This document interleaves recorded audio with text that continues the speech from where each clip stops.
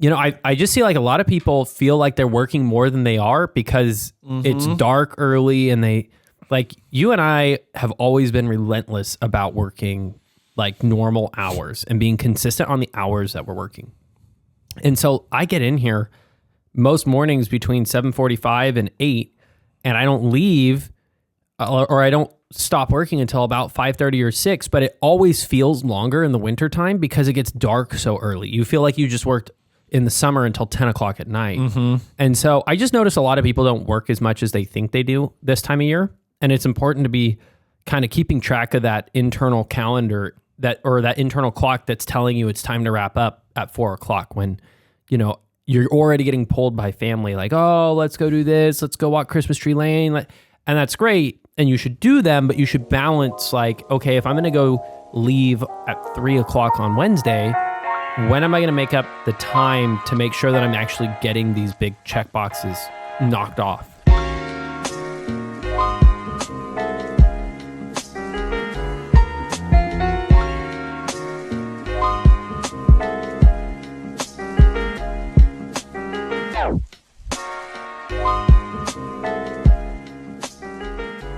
Welcome back to the Pursuit of Property podcast. It has been too long. That's what Scotty and I were just saying, especially with our man behind the camera, Mr. Jonathan. Dude, Mr. New Dad, how are you, bro? I'm very good. For those who don't know, Cade and I just ate burritos in like 6 minutes before this podcast. So if we're coughing, that's why. Life is good, dude. Baby Mia is here, and she's here to stay. The return policy ran out. Just kidding. Just kidding. No, it's been interesting. Being gone for a few weeks was a challenge, I think, for me mentally. I haven't taken that long of a break since getting in the business, and I haven't really taken a lot of vacations. So it was interesting being out. She came in the beginning of November. We're filming this at the beginning of December, and I've only really been back for a week and a half. Yeah. Dude, I know it's crazy because we've talked about a little bit what we wanted to share on the podcast today. We obviously just finished Thanksgiving. We've got Christmas and New Year's coming up. And this period of a time, the holiday season, right? I was just joking with you. A lot of gurus on social media, you'll hear people talking about, oh, it's separation season. Like now's the time to double down and grind because, everyone else is taking off the time for the holidays. Everyone's being lazy. So I think we want to talk about just what we are doing both individually and in our business, especially during this holiday season, because it can be hard to find a balance to be present and be intentional and with your family and during these holidays. But also, we know that these last 2 months, especially holiday season, this is the time we need to be prepping as business owners for the new year. Otherwise, we're getting a late start for 2025. Yeah, I think there's a balance. I've always found December has historically always been my best month, and it's doing it again this year. And we're coming off the last 5 weeks in a hot streak as a sales team. Yeah. So I think it really comes back to perception about the market. A lot of people are always under the impression nobody does any business at this time of year. And I feel like I've always had good experience, and I still always get to spend the holidays with my family. So like you're saying, it's just a balance. Well, and let's talk about that real quick too, because I know you were having a conversation a little bit earlier where someone was asking you, hey, how are things going on your end? Both, the sales side, the listing side, selling on the back end. What was kind of the state of the market you shared with them? I mean, I was talking to a big player, somebody who does more business than us. And I said that our experience right now has been everything's going pretty great. I mean, I don't know the sales side like you do, but side, you do know the sales side better than I do. Yeah. Oh, the sale, the resale flips, side. Yeah. But, I said my experience is our wholesale deals are selling. I see our flips coming back with pretty good returns. I don't see any hiccup in our business right now. And I told him we're actually getting more aggressive right now just because time of the year is perfect for a fix and flip business because you load up on properties when competition is low And when you're done fixing and flipping these homes, it's going to be March, April, May, and you're going into the summertime selling fixed up property, which my experience tells me that's the best time to be listing. Yeah, it's interesting because we were breaking this down too in terms of just what kind of our active exit strategies are right now. And you were right. We don't have as many wholesales as we've historically had throughout this year, and we've loaded up on a lot of flips. And I think for that exact reason, setting ourselves up for a really good start for the first 2 quarters of 2025. But also on the resale side, it's interesting. I feel like, and again, this is our business, the projects that we had, our slower period was more like September, October. November, December, we had listings that had sat for a while that we were patient. We talked about this, being patient, waiting for the right offer to come in. We had a property listed for 45 plus days, had went into escrow, fallen out, did a little price reduction, and then we just got a full price offer. All of our listings are starting to just fall off the board. And I think it's a testament to making sure you're being present and analyzing the market. Because like you said, a lot of people view this season, especially the end of the year, the winter season, as a very slow time for the real estate market and transactions. Yeah. And I've always found like the daylight savings has always screwed with me. And, when it starts getting dark at like 4, I always feel get like rid of that shit. Dude, I'm tired of it. Gavin Newsom. I don't know who's in charge of daylight savings, but, I just see like a lot of people feel like they're working more than they are because it's dark early, and like you and I have always been relentless about working like normal hours and being consistent on the hours that we're working.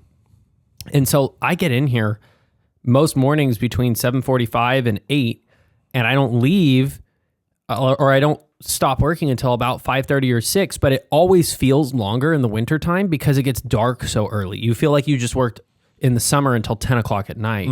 And so I just notice a lot of people don't work as much as they think they do this time of year. And it's important to be kind of keeping track of that internal calendar that internal clock that's telling you it's time to wrap up at 4 o'clock when, you're already getting pulled by family. Like, oh, let's go do this. Let's go walk Christmas Tree Lane. And that's great. And you should do them, but you should balance like, okay, if I'm going to go leave at 3 o'clock on Wednesday, when am I going to make up the time to make sure that I'm actually getting these big check boxes knocked off? Well, it's funny because on our morning meeting today, you even mentioned last night you wrapped up late, 10:30, 11. And last night was the same exact for me, wrapped up around 10:30 or 11. And I think that's a really great point, is trying to find, hey, if you're going to be lax a little bit and leave and go spend that quality time, you've got to make up for that time somewhere, not only to finish out the year strong, but to hammer in this point we're saying that this time period, and honestly, we're even approaching the time where it's a little bit too late to start prepping for the new year because you're close to missing out on the boat. But not only being intentional about finishing out this year strong, but making sure you're set up for a strong start to 2025 and setting the tone. Yeah, and it's like you just said, it's a little late to be talking about this, but back in October, our team set the 2025 goals because we knew with a fix and flip business, you have to be a few months ahead. Yeah. And so we talked about increasing our sales goals, increasing our revenue goals, because at the end of the day, if you turn up, the fuel on your marketing, it's going to take some time for it to come back. So we wanted to hit January closing more deals than we were in 2024. And the only way to be doing that is you can't wake up January 1st with your New Year's resolution and change what the first 30 days, 60 days, 90 days look like. You need to kind of have started that ahead of time and understood that when you make that decision, you have to make some concessions in your family life. Now, that being said, I just took time off to have a baby. You just went to Hawaii for a week. We're both going to celebrate Christmas and New Year's with our family. So this doesn't mean that you have to on Christmas Day, be cold calling for 8 hours. We're talking about figuring out how to balance and make sure that when you're at work, you're doing the things that move the needle. And when you're not at work, you're enjoying time with your family. 100%. And even just using that time off as an example too, at least in personal experience, like last week, there's obviously times during the workday, maybe not making the regular team meetings, but you're setting the phone on do not disturb.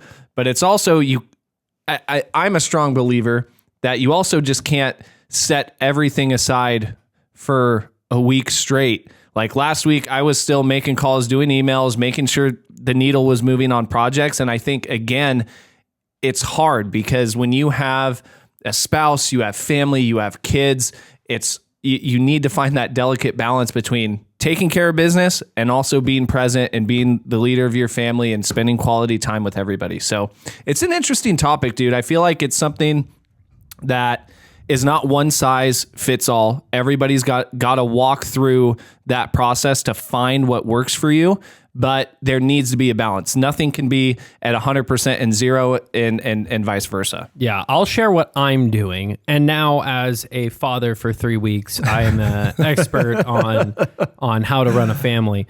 But the way that I'm handling this holiday season is I set the expectation with Kayla. I'm going to work very hard in the mornings, right? So my mornings need to be very efficient. And for me, very efficient is my team meetings, my deal underwriting, my sales calls as best as possible. What I'm going to be more laxed on is going to be some of the less urgent follow-up calls. Those people that we know they're not selling in January or February, they're next summer people. I'll push those leads off to give myself time to get back to my family.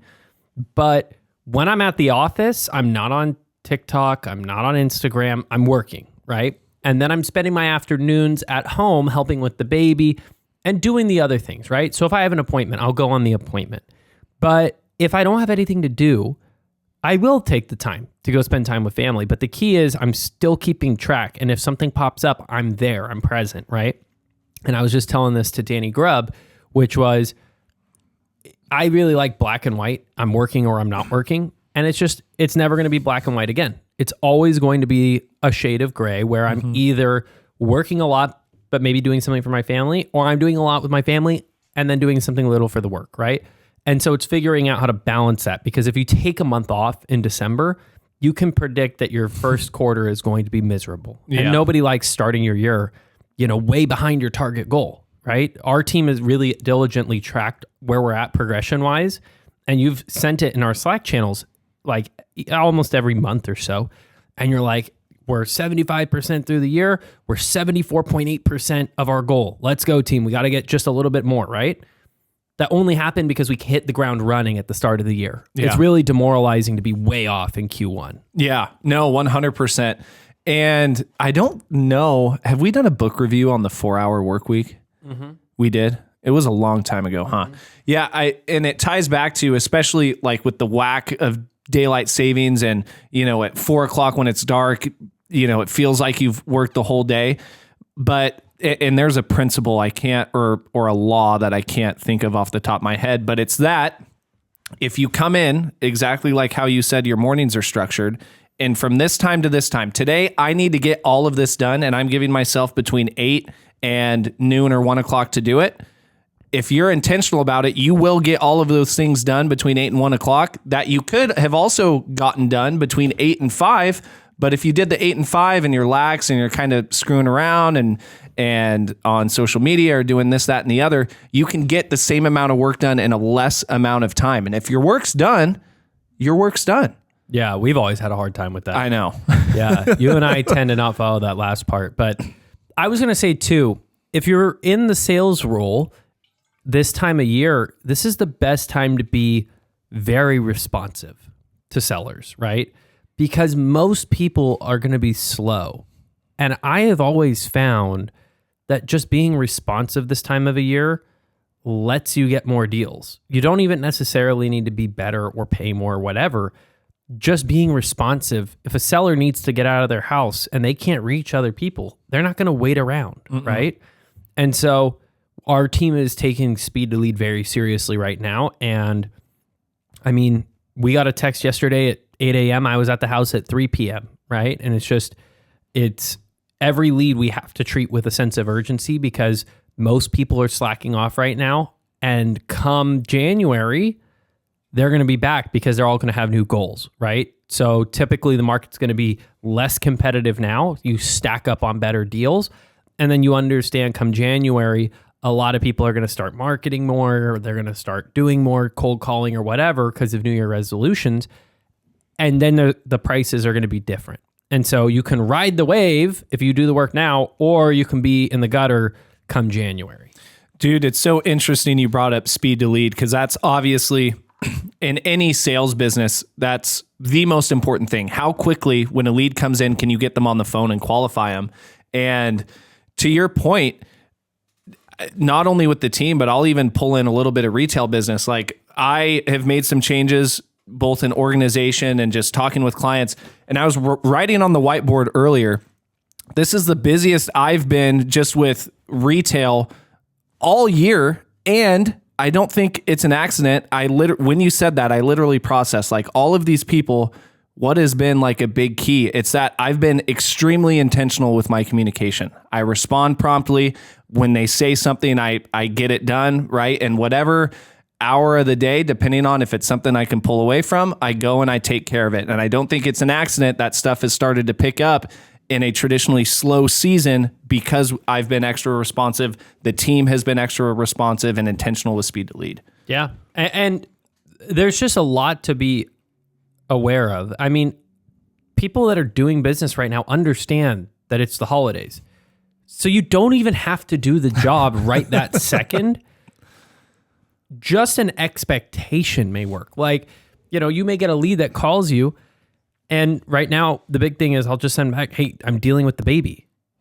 You know how quick people respond back and say, take your time, I'm available until 7 or whatever.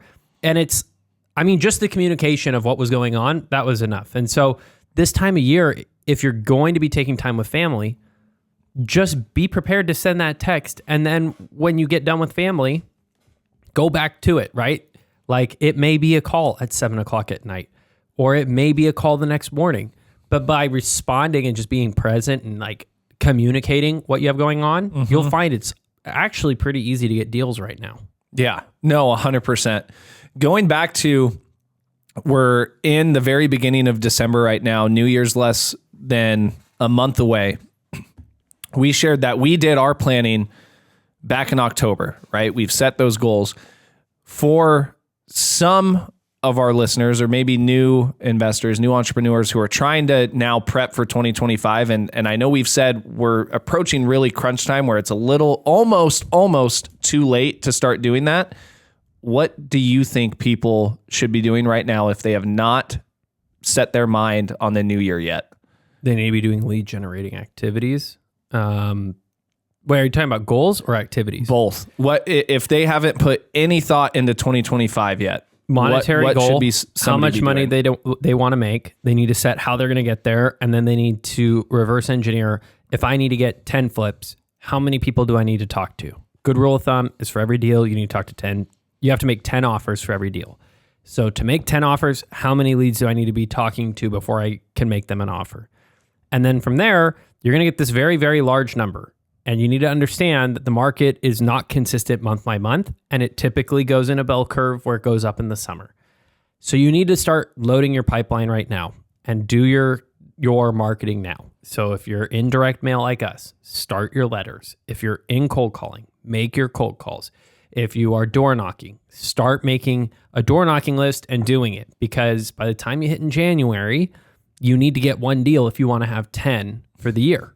Because if you want to close 10 in the year, then you need to buy the last one in October. So you only have 10 months. So my recommendation is, if you're new, it always goes back to get more contacts. 100%. And then from the leadership perspective, right? If you have team members, I was just having my weekly meeting with our right-hand virtual assistant, Kevin, and I sat him down, and this conversation kind of spurred, or not this conversation, but kind of the thoughts of our prep back in October. I sat with Kevin today and I was like, Kevin, it's the beginning of December. We've got the brand new year coming up in 2025. He's got his birthday next week. He's turning 29. I'm like, Kevin, here's what I want you to do going into our meeting next week. I want you to, one, think about personal and business. I want you to do 2 columns. And I want you, for personal, I want you to physically write down on a piece of paper and then take a picture and send it to Scott and I so we can hold you accountable for your personal goals going into the new year. And then same with business. Write down all of the activities, all of the tasks, all of the responsibilities that you handle. And I want you to order those in what you like, what maybe, if anything, you don't like, and anything you want to explore or any skills that you want to learn going into the new year. And I said, going into next week, we're going to sit down, we're going to review these, and we're going to put together a game plan for the new year so that on an individual team member level, we can continue to pour into him. And not only, if we want our team to set off the tone right, not only did we have to start the planning on a macro level back in October, but you also have to be pouring into your team members, because the team members are the ones who are going to be spearheading all of the movement, the lead generation, all of these things that are going to make those goals happen. I agree with you 100%. And the other thing I would recommend this time of year is get your admin stuff out of the way. Oh, because yes. How many times do you get to tax season or you get to the beginning of the new year and you're so focused on leads and business and whatever, and you realize you never did the administrative stuff from the prior year. You never got the final KPIs. You never went through and cleaned out all of the deals that, were canceled or lost or whatever. Like, it's a good time to just clean shop so that when you come in at the start of the new year, you're not trying to do that on top of the extra workload to hit a new goal. So a lot of the times you'll set these goals, and then what inevitably happens is it's a lot of work, and you start letting go of all the other things that you need to do that aren't tied directly to this new goal. And then come March, you have to clean up the whole first quarter. Dude, I know I've done this the past few years, even on a personal level. Is I've traditionally done it on a Saturday, is carve out like a half day on a Saturday, and I'll go through and I'll tackle all of those admin. I'll go and I'll clean out the email inbox, right? I'll go in and I'll make sure all of the KPIs so far are clean and up to date to finish the year strong, right? And continue to knock these out. And you'd be surprised. It's like you said, when you come in the morning and you know the time that you're here and you know what you have to get done, you're going to knock it out and you're going to get it done. And I think just having that sense of, obviously the admin tasks are not necessarily the things that move the needle, right? It's lead generation. That's key point number 1. But it helps have that kind of sense of freshness going into the new year where, okay, I'm locked, I'm loaded, I'm ready to go. Yeah. And like looking at the tools, like what tools did we even use this year? What tools didn't we use? What tools should we have invested in, but we didn't, right? This is the end of the year where, you need to be meeting with your accountant and figuring out tax strategy. And a lot of the times, if you had a good year, they're going to tell you need to go and get some tax deductions. And so this is a great time. Do I need to go get something done to my car? Do I need to go get something done at my office? Do I need to invest and prepay 1 year's worth of a tool and see how it goes? So that's the other thing you can be doing this time of year, is just looking at your account and figuring out, so that come tax season, you're not stressed out the whole time, right? Because ultimately your taxes aren't due until April. But this is a great time of year where when you're sitting at home, you don't really need to be at the office to go through your financials. And you can do your personal, you can do your business, you can check all of the subscriptions you have, you can check your budget and make sure that it hasn't crept on you, because ours did this year. Mm-hmm. It's the natural evolution, is it will go up. So now you need to kind of get an idea, like, what am I spending each month? Are my goals going to pay me what I think they're going to pay me? Where am I going into 2025? So that as I go through the year, I don't have to think, oh, I never figured that out. I'm on 2024 numbers, right? We did a podcast episode, again, a long while back, where we went through the concept of like the red marker, the yellow marker, the green marker. And now I agree, being a perfect time, not only to reflect on business financials, but personal financials, to say, okay, hey, this was a tool I was using, or hey, I was subscribed to this thing or this streaming or whatever it is, and know that going into the new year, okay, books are refreshed, books are clean, I'm lean and mean, ready to go. I've cut out what was not needed. I've doubled down on my marketing or whatever new stream I'm going to be adding to make sure that the new year gets off to a good start. Yeah. I mean, I would be amazed if somebody listening to this didn't go and look at their subscriptions and find a few $100 in their budget that they could cancel. So I think that's important, is like, as we get closer to Christmas, there's less working hours where people will be actually interested in talking business. And that's inevitable. But in the meantime, you can still do work-related activities so that you don't have to do them later in the year. Like, don't take this time to just go sit and binge watch TV. Like, take the time to do the stuff that you wouldn't do unless you were slow and you didn't have a ton of stuff and you weren't running around like a chicken with your head cut off. You feel me? Yeah. So it's kind of going back to that and saying, what tasks that I put off all year, which for me are always bookkeeping, accounting, financials, and say, let's get them knocked out. And what it does for you is give you a clear headspace of what your spending was in 2024 so that when you're in 2025, you know where you were at. If I stayed the same, this is what I was spending. And if I can find places to save, $1 saved is $1 earned. And we literally just did this like a month ago where we did this, the two of us. I had our fixed business expenses and stuff, and we were like, okay, what can we cut out? We had a subscription to an additional CRM that we were both not really using a ton. And we were like, okay, well, there's really no need to be paying $60 a month for this. And people may think, oh, well, it's only $60 a month. It's not that much, but it's finding all of those little things. When you watch the pennies, you save the dollars. And I think that's a big key. And I agree 100%. Yeah.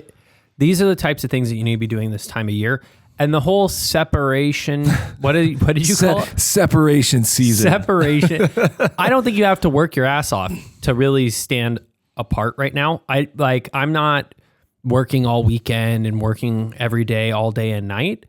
But when I am working, I'm being extremely intentional on what I'm doing, and I'm prioritizing the income generating activities when I'm in the working hours where I'm free. So for me, that's in the mornings at the office when there's no crying baby, there's no distractions, there's no dogs ringing the bells. It's me and my computer. And then when I go home, it's finding the stuff that I've kind of slacked off on all year, trying to find time to really button those things up. Like, it's as simple as even going through and cleaning up the desktop on your laptop. Like, how many files can I put on my desktop every year? But every year I need to go through, and that takes a couple hours, and I push it off. And there's something nice about coming back and having it all organized and cleaned so that you don't have to worry about it. I'll even say it on the personal level. I literally did this weekend, and I was kind of forced by the neighborhood pickup. If you live in Fresno, Clovis, there's like 2 times a year where the city, you can throw whatever you want on the curb and they'll come out. So over the weekend, I was like, crap, dude. I went through and cleaned out the garage, cleaned the yard, got everything back out. And it's, again, that's on a personal level. That's not driving anything business related, but there is a sense of when you take care of those things, when you come into your house and you go into your garage or into your backyard, there's a sense of, okay, that business is taken care of, stuff is good. And I think, yeah, we can't emphasize the importance enough of taking care of those types of things, especially over the next month before January 1 hits. Yeah. I guess the last thing, and I don't know how we're doing on time, but the last thing I'd recommend is take the time now as well when you can't reach prospects and like potential leads, call the other people in your network and check in on people, because a lot of people right now are going through different things. They have different emotions. Some businesses are really struggling. Some are crushing. Some people are excited for the holidays. Some aren't. Like, our business is a network-based business. So just take the time and call those people as well. And you can do that from home while you're with your family, like you're calling your friends. So take that time and check in. I mean, I say that today alone, I got like 7 phone calls from people that were all just like, yeah, dude, just checking in.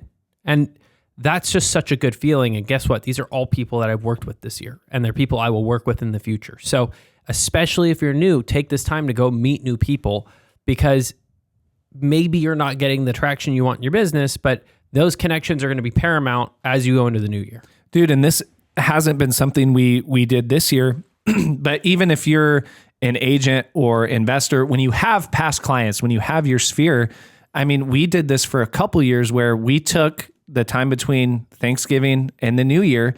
We went and we got Christmas cakes with a nice little card and literally went and drove and dropped those off to our previous clients, gave them a call to give them the check-in. Like it's an opportunity to get in another touch to your sphere and past clients to generate business for the new year. Cause that gives you an opportunity to not only call them, hey, just wanted to make sure you got the cake, or 9 times out of 10, they're going to be calling you to tell you thank you. Hey, how are things going? How are the holidays doing? How's business going through this new year? Hey, actually, next year I'm thinking about blah, blah, blah, blah, blah. Like make sure to get in another touch to your sphere and past clients before the new year starts, because you're going to see that fruit come to bear in the new year. Yeah. I think that hammers everything that I would recommend right now. And money.